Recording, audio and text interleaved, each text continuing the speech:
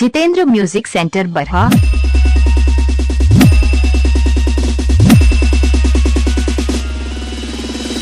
DJ राजा।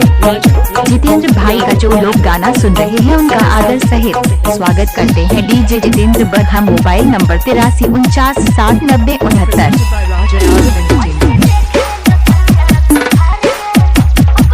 जितेंद्र जी I love you.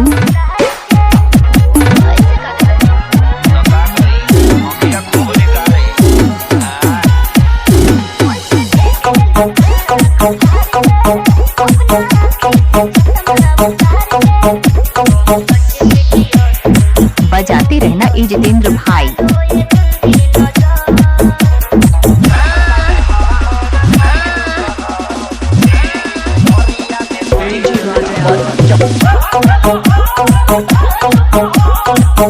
Mix by DJ Jitendra राज धीरा बरहा। Mobile number 8349609069।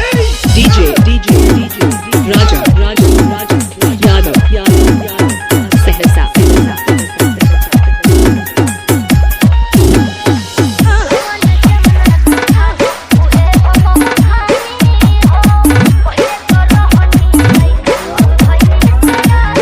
DJ Jitendra Patel का जो लोग गाना सुन रहे हैं उनका स्वागत करते हैं। Mobile number 8349609069। डीजे बजाने के लिए संपर्क करें।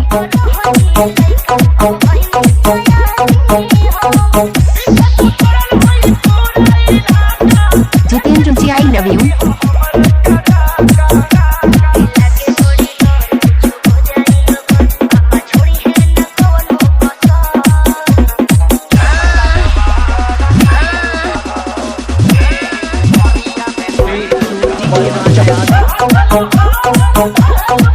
जितेंद्र म्यूजिक सेंटर बरहा।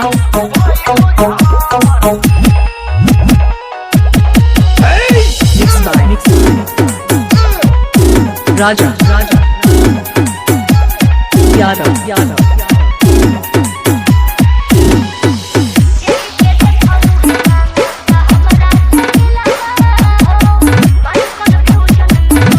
डीजे जितेंद्र तेरा सीतापुर बाजार।